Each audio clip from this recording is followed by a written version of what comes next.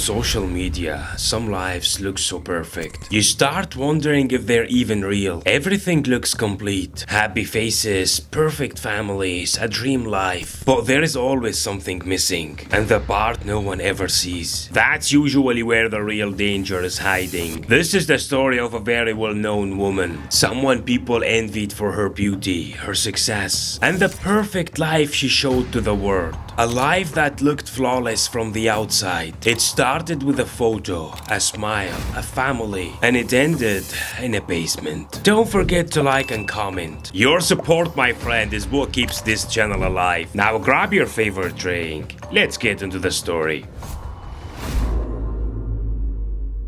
Kristina, one of those women where the moment you see her you think, yay, life really picked favorites with her. Born in 1985 in Switzerland, a country known for calm and order, and from a young age she stood out. Rare beauty, strong presence, and ambition with no limits. In 2003, she won the title of Miss Switzerland. Then in 2007, she made it to the finals again, and secured her place among Europe's top models. But Kristina wasn't just a pretty face. She was smart, driven, and had something she believed in. After stepping away from modeling, she decided to build something of her own. An academy to teach young women confidence, presence, and how to walk the runaway. She called it Catwalk Coach. And the success, it came fast. I mean, who wouldn't want to learn from a former beauty queen? Girls lined up. The media welcomed her. Everyone saw her as a role model. And despite the fame and money, Kristina stayed grounded, kind, loved by everyone, always helping others. Then in 2017, someone new entered her life. A man named Thomas. Well-dressed, polite, calm. The kind of guy who says all the right things. That he loves her, understands her. The relationship moved fast. Not long after, they got married. They moved to a quiet little town. And in 2020, she had her first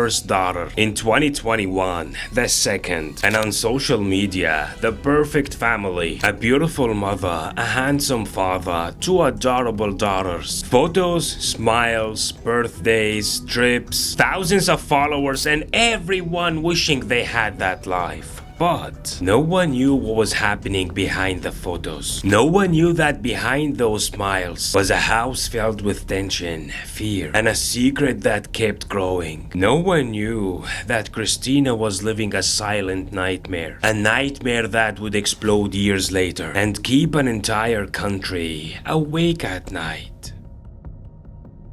According to multiple reports, after Kristina married Thomas, he appeared to be the perfect man. Calm, balanced, ambitious. But what no one saw was that he was living with two faces. One for the world, the ideal husband, the loving father, the charming man. And the other, dark, violent, suspicious, controlling. He hated seeing Kristina successful, independent, stronger than him. After the wedding, the relationship slowly started to change. At first, it was subtle. Looks, sharp comments, controlling what she wore, her work, who she talked to, and who she didn't. It looked like jealousy, but over time, it turned into control. He wanted to manage everything, every move, every message, every breath. Kristina kept working, succeeding, growing her presence. Her followers kept increasing, and Thomas, he was boiling on the inside. Not because he loved her, but because he felt smaller next to her. Her success didn't inspire him, it humiliated him. You know the type, the person who doesn't try to build himself, but when the people around him succeed, he gets jealous and tries to drag them down to his level. And instead of rising, he destroys. And that mindset slowly turned Thomas into something else entirely, a real monster. What witnesses said after the crime only confirmed the truth. Neighbors told police they had heard frequent arguments, Kristina crying, sometimes the sound of things being hit, even physical violence. For every single time, Kristina would appear on Instagram with a smile, posting positive quotes about love, family, and happiness. One of her close friends told police Kristina hid everything. She always said she was just tired or stressed from work, but the truth, she was afraid of him. One day, the friend noticed Kristina Kristina wearing heavy makeup under her eyes. When she asked about it, Kristina brushed it off. It's just exhaustion, I didn't sleep well. But her friend saw something deeper in her eyes, fear and helplessness. During the investigation, police discovered that Thomas was slowly isolating her from everyone. He cut her off from many friends. He hated when she visited her family. He didn't want her to work independently. And after their second daughter was born,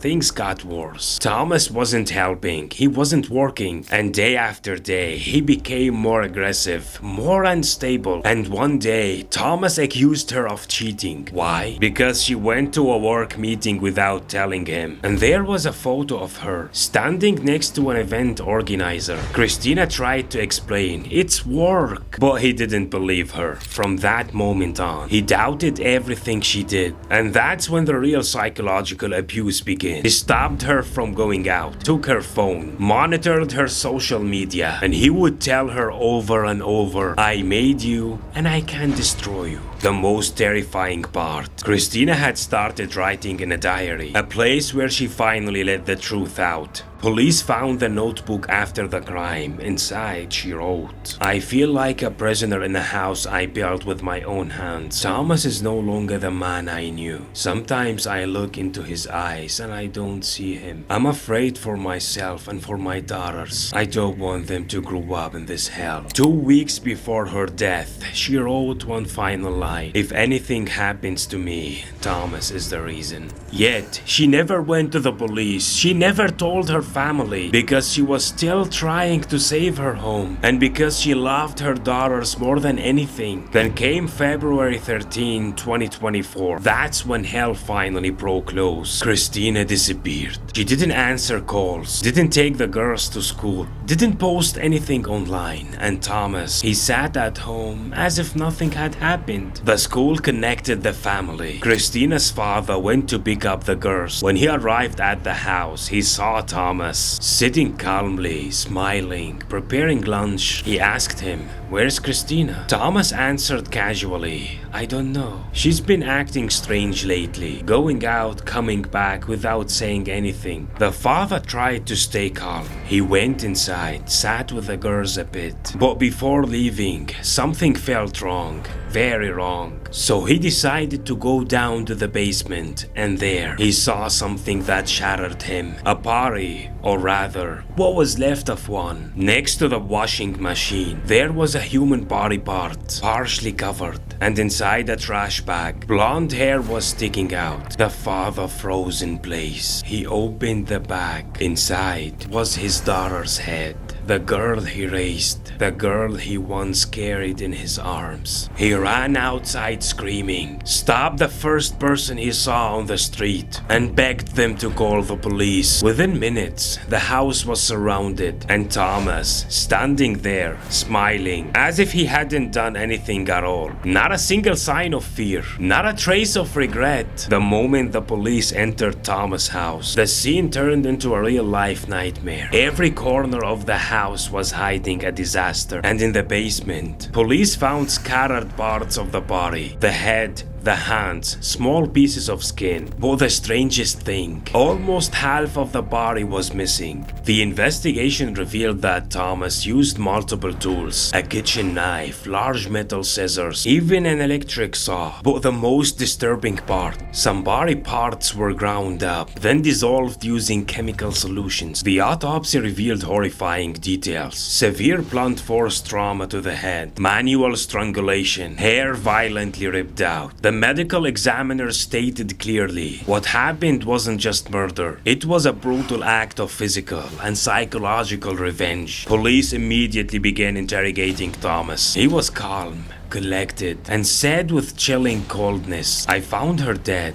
I panicked. I didn't know what to do, so I decided to cut up the body and get rid of it. His reaction didn't feel human, and what shocked investigators even more, when they searched his laptop, they discovered he was watching cooking videos while dismembering the body. Yes, cooking videos. As if he was preparing a meal, not cutting up his wife. The prosecution didn't believe a single word, because a few days later, Thomas changed his story. This time he said, I killed her, but it was self-defense. She attacked me with a knife. Of course, the oldest excuse in violent crime history. I was defending myself. But when investigators dug into his past, they found a clear pattern of violence. Kristina's friends confirmed she had been beaten multiple times. One close friend testified that she personally saw Thomas choking Kristina in public, right on the street. Every testimony pointed in one direction. Not a single person described Kristina as violent or aggressive or dangerous. On the contrary, everyone described her as calm and gentle. A loving mother who did everything she could to protect her home, so the question became unavoidable. Why did Thomas do this? What was the real motive? Police ended up with two main theories. The first one, as I said before, jealousy and control. Thomas always felt like he was living in her shadow. Kristina was successful, famous, beautiful, admired. She had a career, confidence, and people who looked up to her. And him,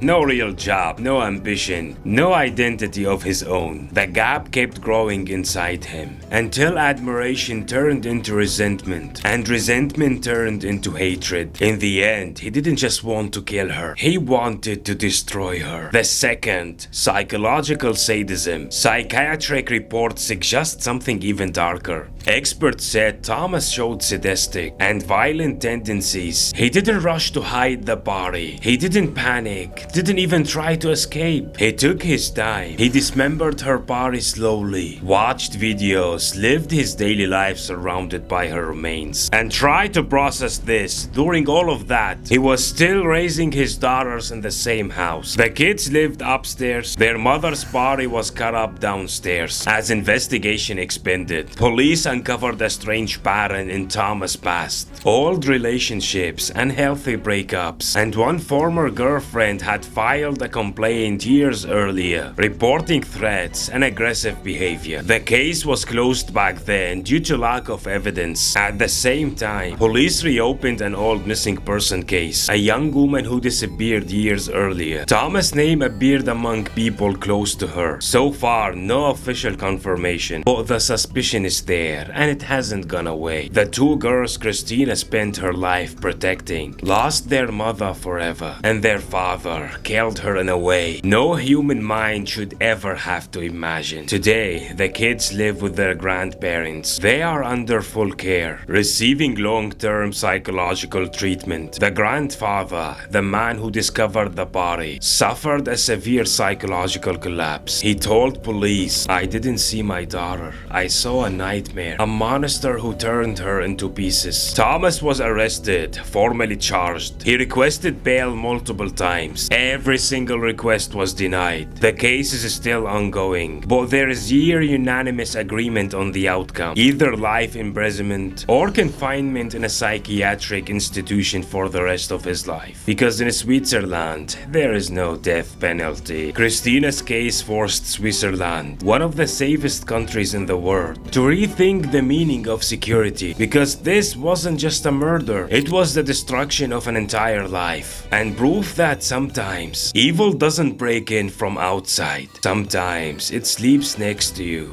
in the same bed. So what do you think, guys? Share your thoughts in the comments below. And if you enjoyed the video, don't forget to hit the like and subscribe if you haven't yet. See you in the next one.